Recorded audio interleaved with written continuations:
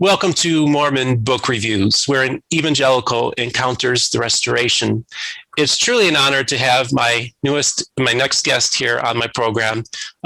He really needs no introduction to my audience, but he's going to get one. It's Dr. Richard Bushman.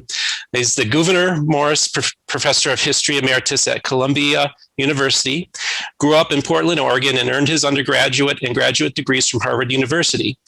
He has also taught at Brigham Young University, Boston University, and the University of Delaware.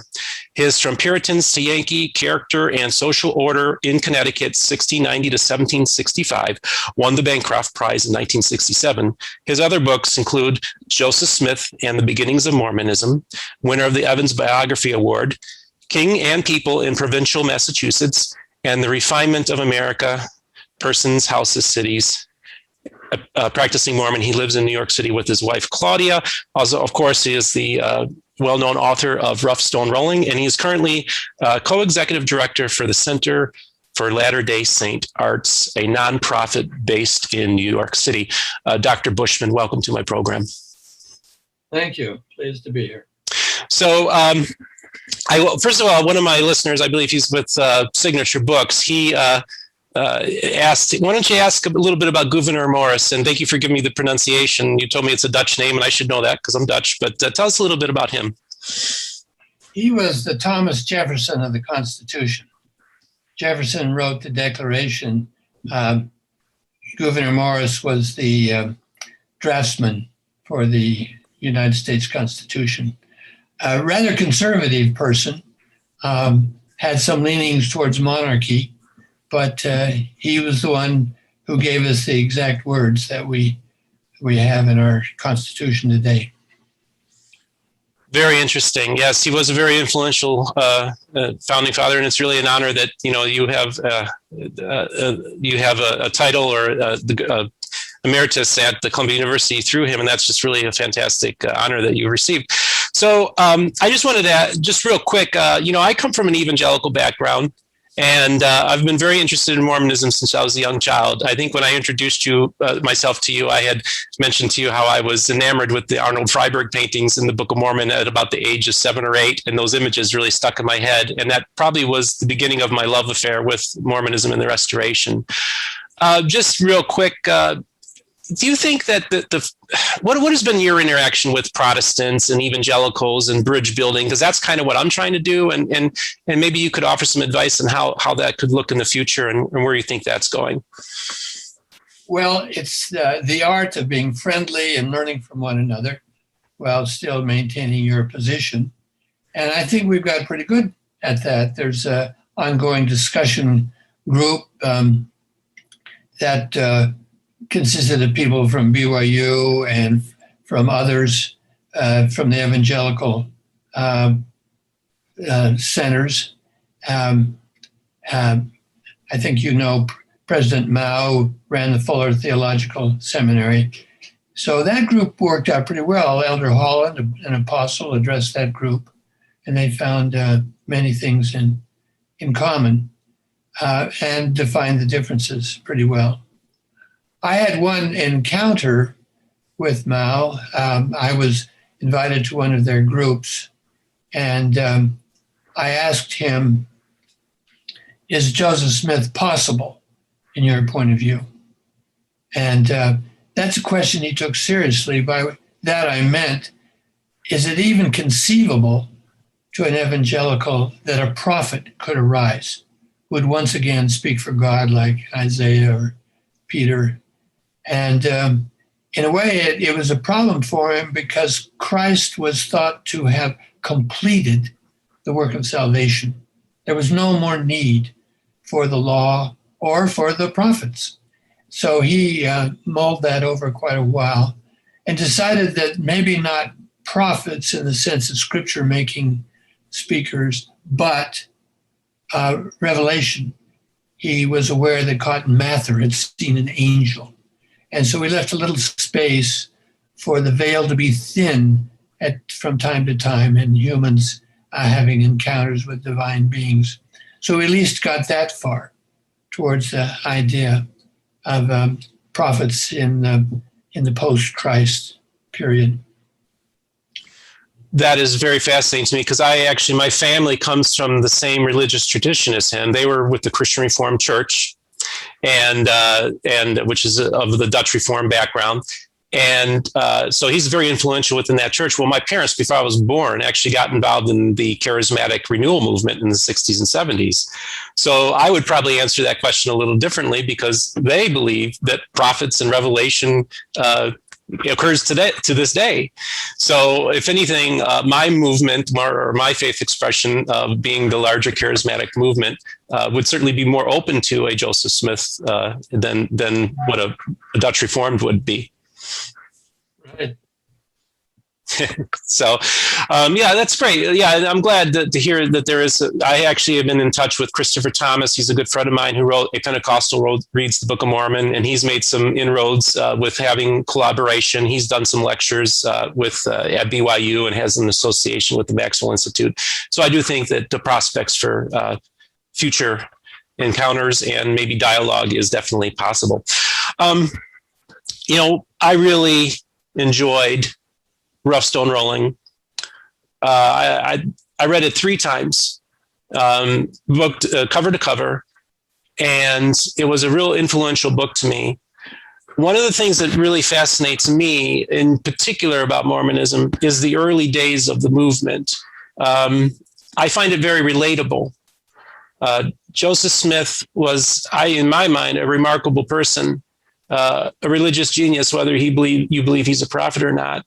But let's just talk a little bit about early Mormonism, and let's talk about when the Book of Mormon, about the time the Book of Mormon came out, and people started joining the church once it was formed in April of 1830, and they didn't have anything like the first vision or any idea of an established priesthood. They hadn't really heard of the Angel Moroni story at this point. Basically, what they had was the Book of Mormon. What was the appeal in early Mormonism about the Book of Mormon, and how was it? Why was it so effective in bringing so many new converts early on into the movement? It's a great mystery. Here it just comes out of the blue, very inauspicious origins from a person of no standing socially or ecclesiastically or intellectually. It must speak for some need. I think a need for a new revelation, and perhaps one that dealt with the Indians, the Native Americans. The early Mormon missionary says this is promoted the book as a history of Native Americans. We're right in the middle of the great battles all over the country as we displaced the Native population, so that may have been part of it. But what they said themselves over and over again was it sounded like the Bible, that it seemed to be saying the same things the Bible did, confirming. And that doesn't necessarily strike us as a powerful argument, but the idea that there could be more scripture, I think, was significant. Actually, among Protestant intellectuals, the question of why there was no more scripture after the New Testament was an issue. They kept debating it. So it's a question that, at least in some circles, was very much alive. And the Book of Mormon seemed to give them, a new voice from heaven. Fascinating. Yeah, it is interesting to see how the book itself really attracted people and how it looked and sounded like the Bible. I try to explain to some of my evangelical friends, they go and say, well, people join quote unquote cults or whatever they like to derisively call other groups that aren't their own because they don't have a knowledge of the Bible. And I say, it's quite the opposite. The reason why the Book of Mormon took off and why there were early converts was because the people of that time had an intimate knowledge of the Bible, more so than we have in society today. So it wasn't an ignorance of scripture. It was actually a preponderance. It seeped into the culture. And so it's maybe speak to how that also had an effect on it too, where we had a highly literate people who knew the Bible very well. And many of them found something in the Book of Mormon that really spoke to them. And I think that's something that a lot of people don't realize and needs to be further investigated. That's an excellent point. They found that there are 50,000 phrases of 3 words or more in the Book of Mormon that come from the Bible. It really sounded biblical to readers in those days. And I think that's exciting, the idea that there might be revelation, scripture being formed in the Americas, close to home, even though in ancient times. That seemed to resonate. It caught people's attention. So, you of course, you wrote the early partial biography of Joseph Smith in the 80s. And that was a fantastic book too, by the way. I've probably read that at least twice.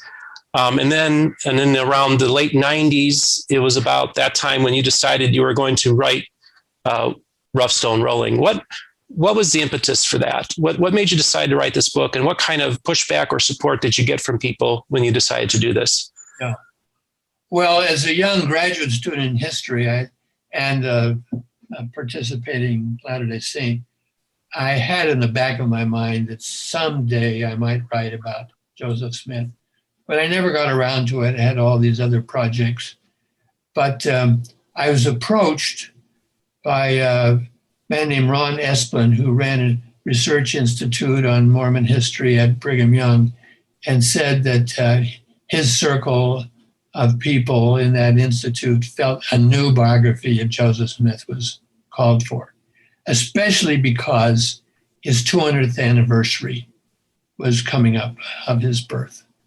And so I took that very seriously and launched into it, building on what I'd done before, Joseph Smith and the Beginnings of Mormonism.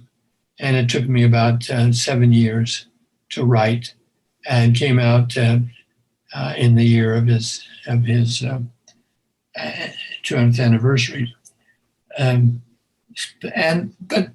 I had to have an intellectual reason. And the reason was I didn't think that any of the previous biographies did justice to Joseph Smith as a religious person.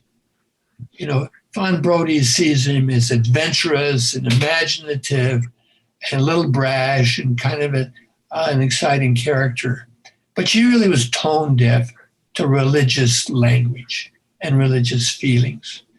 And the other biographies, I didn't feel had done justice to the depth of his belief.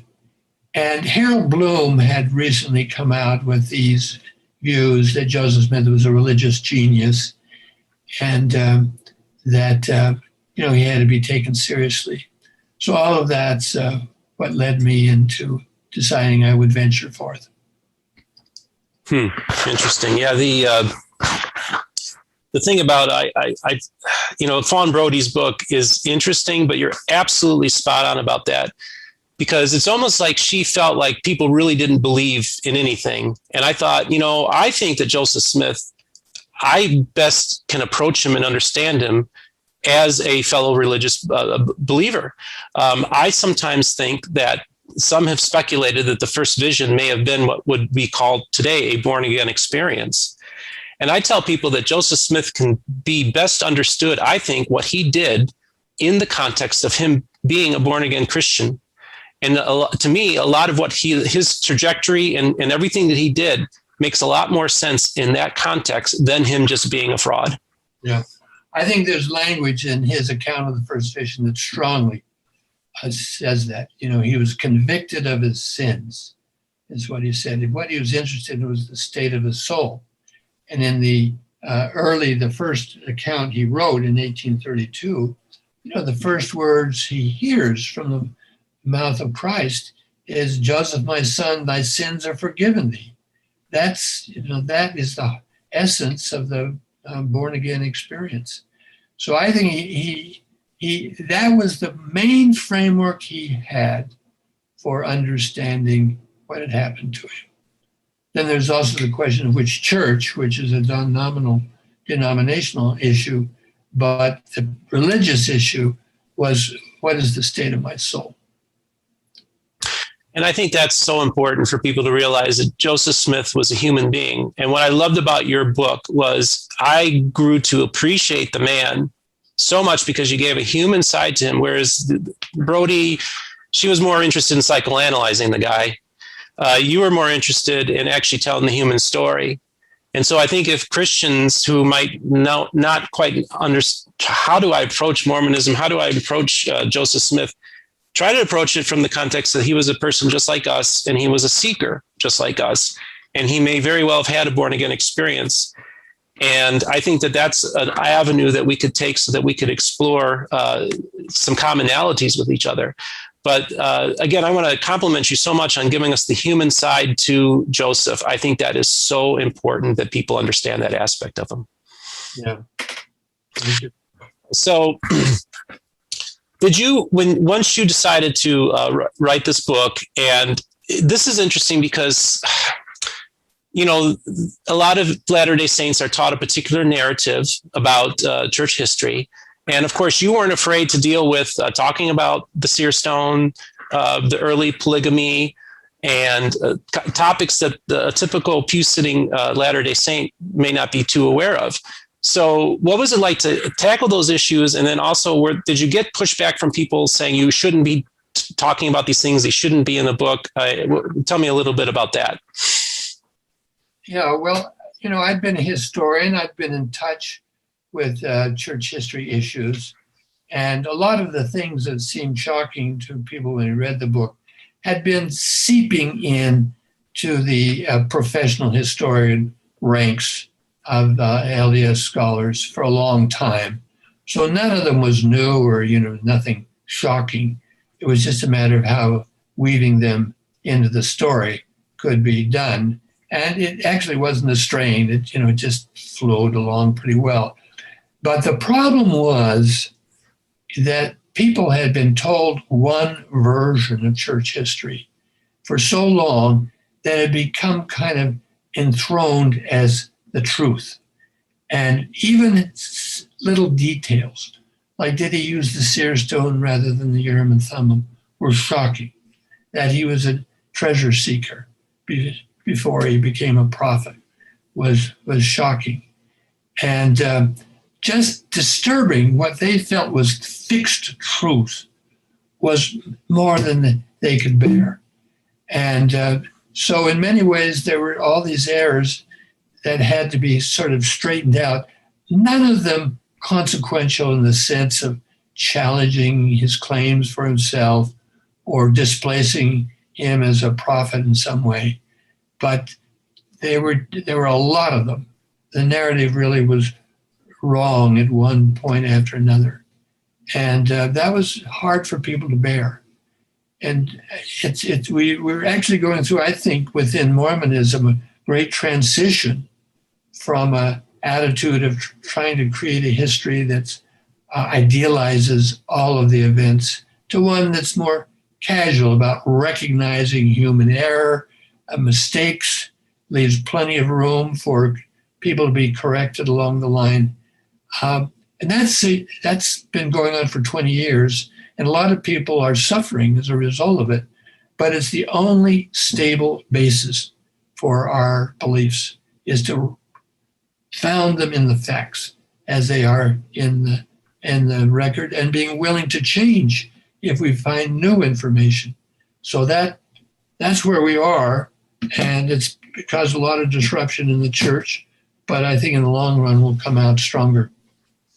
You know, if anything, it just puts Joseph in line with all the other prophets and writers of scripture who were flawed human beings. You know, we look at David, and we just look at the flaws of so many of these patriarchs within the Bible. So to me, the fact that he was a human and he did engage in practices that people would find disturbing in a modern context, actually at his time, using seer stones and dowsing rods were very common. My grandfather actually in the 1920s, growing up in the prairies, they used dowsing rods. And actually he had a well digging business and actually used a dowsing rod to find water. And this is in the 1930s and 40s. So this isn't so far away from who Christians were at the time. And like I said, Joseph was using the tools that was common to the folk at that time. And so the context of the right place, the right time, the right context, and the fact that he actually then becomes more like a biblical prophet because now we know he's a real man with real flaws. And I think that can actually help sustain the narrative in a way that the church can kind of have a more mature view. The members can have a more mature view of their founding prophet and be able to have the right context of the man. I think that's absolutely right. Idealization is a cruel thing to do to anyone, to insist that you be perfect in every regard. Your own parents or the leaders of the church or your government figures, if you say they're perfect, you're just asking too much for any human to bear under. So I think it's much better to be realistic and loving and forgiving and honoring people for what they do accomplish. Well, I'll tell you, just having this conversation with you about your fantastic book has been a real honor, and I thank you for giving me your insights in regards to that. I just kind of want to move over to kind of what you're doing now, or what the last 15 or 20 years of what you've been doing, like with the Joseph Smith papers and some current projects that you're working on. Just kind of discuss what you're doing right now and how things, what kind of progress you're making on your latest projects. Yeah. Well, I'm involved in various things. I had a life as a cultural historian, and I published 2 years ago with Yale a book called The American Farmer in the 18th Century, which was really a cultural history of farming, farm values and farm methods, which is sort of a leftover from that side of my life. So that's one project. It actually was meant to sort of reinforce or support my study of the Smith family, because they were farmers, and I really wanted to know the mentality that they shared with farmers and New England farmers in that period. So I've done that. At the same time, I've been working on a book called Joseph Smith's Gold Plates, a cultural history, which is a story of how the plates have flourished in the American imagination from the Book of Mormon down to the present. There's a Pulitzer Prize winning play, Angels in America by Tony Kushner, that has as its framework the idea of plates, an angel, and a prophetic mission. And there are still people finding plates in southern Utah. So it's very much alive. And so I trace all this business from the very beginning right down to the present as a sort of an exploration of the American imagination. So that's the project I'm working on now. It's almost completed. I think the manuscript will be ready to go to a publisher in the next month or so. Oh, wonderful, wonderful. I would love to get a hand on a reader's copy of that. I've been working with a few publishers, so hopefully one of them will be picking that book up and I'll be able to read that. The plates, it is truly a fascinating history. And as I have been kind of maneuvering in the world of the restoration, I have been engaging Community of Christ. I have been engaging independent restoration branches. I recently attended a Church of Jesus Christ service, your Pentecostal cousins. So I've been engaged in the full restoration. And one of the things that keeps on coming back to is Joseph and those plates. It's foundational to so many of them within that group. And so, and I just find it to be, it's a real touchstone that so many people have in the restoration. It's a dynamic story. I'm so glad that you are engaging that, because that's kind of where the interesting parts of Mormonism lay, in those plates. Yeah. There's an interesting incident, a vision of God, a vision of an angel. There's a long history of visions of gods and visions of angels, and people can sort of accept them and talk about them, saying, well, it's all psychological on the one hand, or others will say, well, of course, angels appear. But the gold plates are an intrusion. They come in material form. They weigh 50 or 60 pounds. We can describe them. So here's something that has sort of heavenly qualities. It's protected by an angel. It's revealed by an angel. But Joseph Smith has to go to a hill, dig up rock, uncover the plates, pick them up, carry them home. So it's sort of this object that's a hybrid of the divine and the mundane, and it sort of moves along that boundary, insisting that it's evidence of something that's far beyond our ordinary experience. So I think it's an intriguing thing, and various authors outside the church even have used it to sort of explore that boundary between the natural and the supernatural. What do you think of in the early accounts of uncovering the plates and bringing them home, that Joseph seemed to be more enamored with the interpreters than he did with the plates? Yeah. No, that was his thrill. As he told Joseph Knight, I can see anything, that it's a marvelous gift.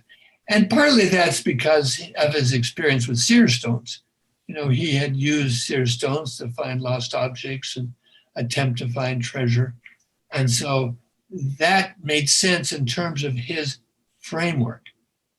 As a Urim and Thummim, as an interpreter of languages, of course, that was outside of his framework. It took him a long while to figure out that he was going to be able to translate this book himself. But he loved the sort of the magical qualities of the Urim and Thummim. And so often I one of the most intriguing things about the story is that when they lose the 116 pages and the plates and the interpreters are taken away from him, and then eventually he's able to get the plates back, but not from some narratives I'm hearing is he didn't get the interpreters back. And that's what he was forced to use the seer stone for the interpretation process. Well, I kind of liken that as a way, I think this is another humanization, and also something that is similar to the patriarchs, is that, Moses, when he first had the stone tablets, God wrote them with his finger. But then when he went down and the Israelites were sinning and everything, he had to go back up to the mountain. And this time he had to fashion the stone with his own hands. And he had to use his own tools to do it. He had to work harder at it. He didn't have that divine touch anymore. And I so often wonder if that is a similar analogy. You're going to get the plates back, but I'm going to make this hard for you. You got to use this seer stone that's going to probably make a mockery of you, but it's also, I'm teaching you a lesson. Would that be an interesting analogy to pursue? Yes, it's very interesting. I do make a comparison to the stone tablets, because that's probably the closest analogy in religious history, a message from God engraved on a material object. And so that's one of a number of parallels. Actually, I hadn't heard it said exactly that way. So that's an interesting thought to me. Yeah, I kind of just, as I've been studying Mormonism or the Restoration, I've been trying to develop my own kind of hypotheses. And as an outsider, sometimes you can see things, differently. But I think to me, that because I was always intrigued, well, why is it there's a story of interpreters, and why is there a stone? Why is it even mentioned? And to me, it's like one of those bullseyes, if you will, that kind of says there's something more going on here than just somebody making stuff up. I find that whole part of the story to be very intriguing to me and fascinating. Yeah. No, I agree with everything you said. So I kind of wanted to touch base. We were talking a little bit. One of your other current projects, I believe, is also having to do with some of the art and the restoration. You're working on another work on that. I think we discussed at the MHA. Yes, I'm not doing scholarship on it, but I'm involved in an organization that's dealing with Latter-day Saint art.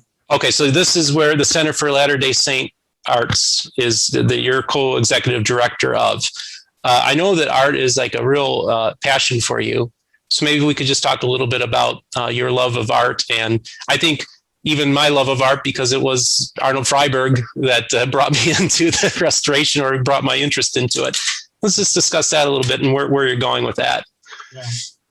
Well, I'm not an artist myself. My art form, as closest I come, is writing. My father was an artist, and I have children and grandchildren who are deeply into the arts. So it's my grandmother. So it's kind of in my family atmosphere. But I came to this field after I'd raised money for the Mormon Studies Chair at the University of Virginia, and also had helped raise money for the Claremont Chair, and realized the importance of culture, and that there were Latter-day Saints who recognized that the culture of the church was significant. That is, the thought, the history, the writing, how we contemplated in our own situation in the world, our own history, and wondered what the next step would be. And it just occurred to me that we might do something more with art, because I knew there was a lot of Mormon art being produced, not just visual art, but music and everything under the sun. And I learned from my compatriot in this venture, Glenn Nelson, that there are 1,600 Mormon composers who have published music. 100 of them have PhDs in music and musicology. And so I began to feel that this might be a new way to sort of tell our story. You know, we're such a proselyting church. We're always trying to find a way to attract attention and be persuasive. And art is one that is low key. It's not high pressure. It's not salesmanship, but it just is presentation of who we are. This is what we feel. This is what we value.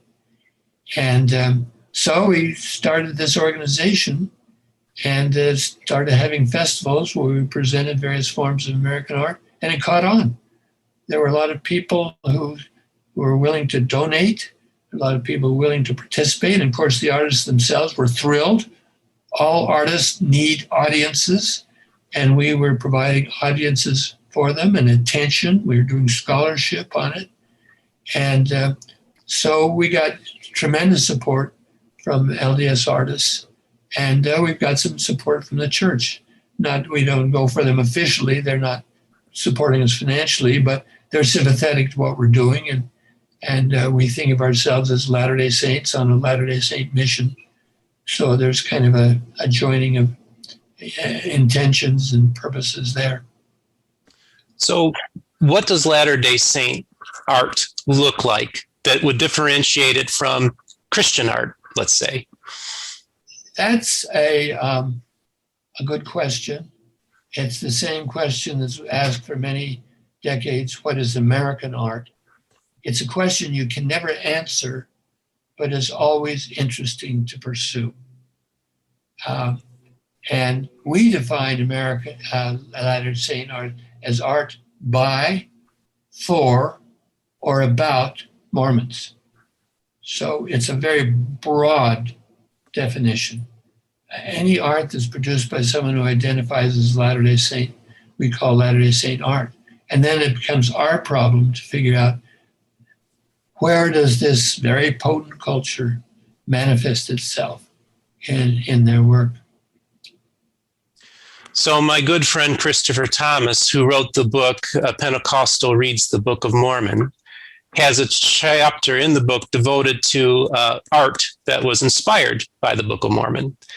And he, of course, talks about Minerva t-shirt.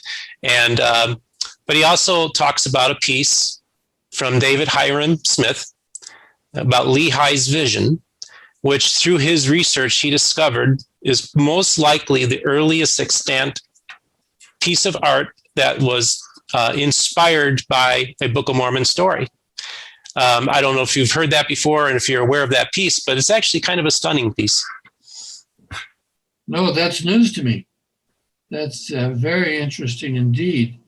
We're in the process of putting together a massive retrospective of Latter-day Saint visual art from the beginning to the present.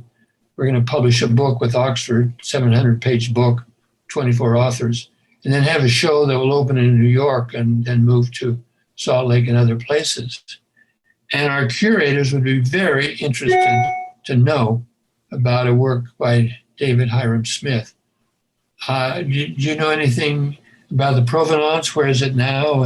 It belongs to the Community of Christ, and it's I believe it's maybe at their Nauvoo Center, but I'm not sure. But definitely it is in the possession of the Community of Christ.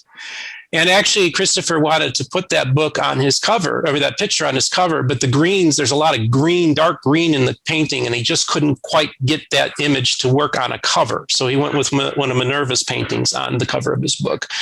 But yeah, it's an interesting story, and it's definitely an object that is very important, and the dates fit. They don't think that they have not uncovered any art that was inspired by the Book of Mormon that predates that piece. Yeah. Well, that's the date would be what, in the 1864. Yeah, yeah. And this wasn't long before he actually was institutionalized. Mm-hmm. Yeah, he was a fascinating figure, such a high-strung temperament, and I think he did have an artistic mentality, so it doesn't surprise me at all that he would have done something like this. I'll tell our curators about it. That's great. Yeah, give Lachlan McKay a call. I think he'll be able to locate it for you. Okay. Great. So yeah, that's to me is a real important find on his part, and I've been trying to let people know about it because even the community, Lachlan, wasn't aware of it, but he said, yeah, the dates sound about right. That is probably about the earliest painting. So yeah, definitely something that should be pursued. Yeah, so I guess I never considered myself an artist, but then once I started delving into my studies and really started pursuing this channel, I kept on running into art and how important it has a role that it does play. Do you feel like the art in general is something that has been taken a back seat within the LDS Church? Is it something that should be featured more prominently? So often I feel like a lot of the paintings, almost you go to just about any ward and they have just about the same paintings in them now. Do you think that there should be more diversity in art, even within public spaces of worship within the LDS faith? Right. We use our art a lot to illustrate. That is, there's an event, we want to make it visual, event from the Book of Mormon or event from the life of Christ. So it's just illustrative. And we want to make it simple. You look at it, you know immediately what you've got. But artists are more like testimony meetings. They deal with material and process it personally. What does it mean? So you get into deeper personal senses of what an event meant, or sometimes it's totally abstract. And that kind of art, when you encounter it, may be puzzling, you don't know what it is, but it compels you to ask what's going on. And in the process of trying to understand the art, you learn more about yourself because it becomes a dialogue between you and the painter behind and the art sort of stands between. So it enlarges the soul. Well, an illustration may give you a few more details of what happened, but it doesn't really change you. It doesn't deepen you at all.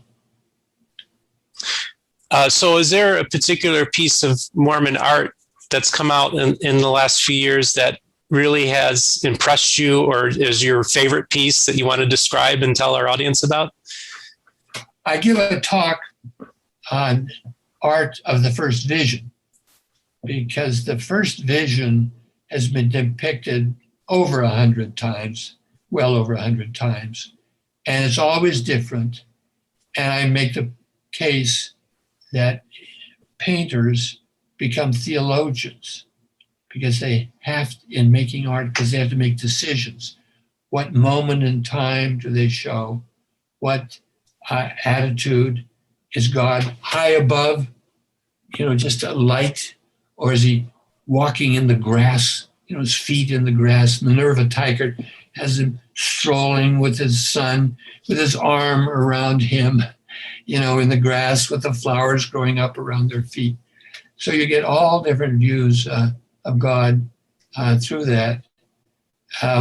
And one of those paintings by a man named Forster, it shows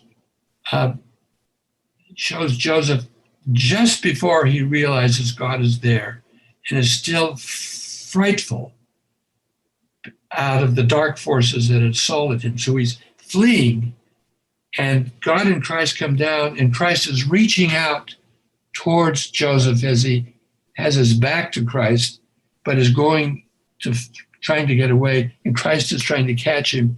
Meanwhile, God the Father has his arm extended and is dispersing the evil forces. So it's God as protector against evil, and Christ as comforter and support to help you in your distress. I think it's a fabulous picture. Tells so much, about our relationships to our Father in heaven. Oh, that sounds like the description sounds beautiful. I'm going to have to look that work up. One of the more interesting things, one of the compliments I always give about the Latter-day Saint tradition is Joseph, in many ways, had a humanistic view. He made God more human and more approachable, as opposed to maybe the Calvinist view of God. And I imagine that humanist portrayal of God and your relationship with the Son is deeply influential in LDS art. I think it's the very heart of the difference in LDS art, and maybe the heart of the difference in LDS theology, that God is material. As soon as God becomes material, everything changes in your theology. And we haven't quite worked out all the differences, but there are many people who've approached the subject, and I think I see that embodiment, becomes divinity. It's not something to escape. It's not a stage. It's not a limitation.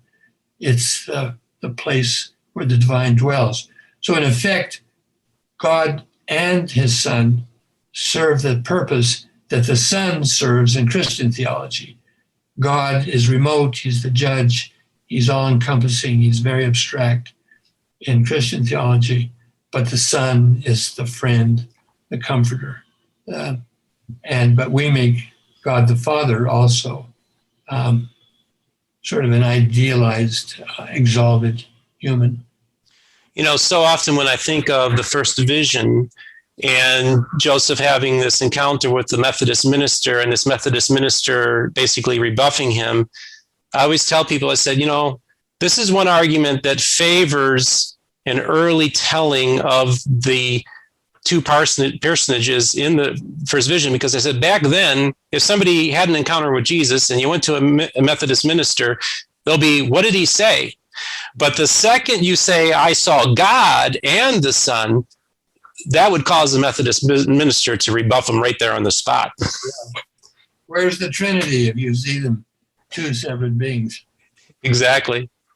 But I often think, why is it that this Methodist minister would have rebuffed him? But if Joseph already in the early 1820s was describing two beings, then I completely understand. Because I think many evangelicals, if the story of the first vision was just Jesus and Joseph, I think the story would be much more accessible to evangelicals than it being two beings. Yeah. So I just think that's so fascinating to me. So I'm thinking here, well, just tell me a little bit, the Joseph Smith Papers Project. I know you're involved in that. How is that coming along? It's almost complete. It's got started in 2001 and projected many volumes. No one could depict quite how many, but they're still finishing up the last volumes of the document series that will go to the end of Joseph Smith's life. But they're in the spring of 1844. They haven't published all of those, but they're all ready for printing. And then the final volume will come out. So it's been about a 20-year project, but it's finished. And it's marvelous to have this multi-volume set. I don't even know how many. There must be 20, 25 volumes in total. And that's a nice work of scholarship. But it represents a turning point in Latter-day Saint history, because these papers are facing up to every problem. They don't shy away from anything. They're not hiding anything. They present the documents exactly as they were. So it really is the embodiment of the transparency principle. We're not going to cover up things. And they deal with controversial matters even-handedly, factually. They present, problems in their disruptive side, but also from the Joseph's point of view. So it's monumental, really, in its achievements. What, as you've been involved in this project, what are some surprises you encountered or new things that you learned that really stick out to you? Yeah, well, I read all of the texts before they actually go to press. I'm on the advisory board now. I'm not an editor anymore. I'm an advisory board, but I see all these texts. And I'm still fascinated with every one. I've worked on Joseph Smith all these years. Still, it's a series of details here and there. These researchers have followed up every lead. They give you cultural background. It would make writing a biography much harder because you'd have so much information now than I had when I was getting started.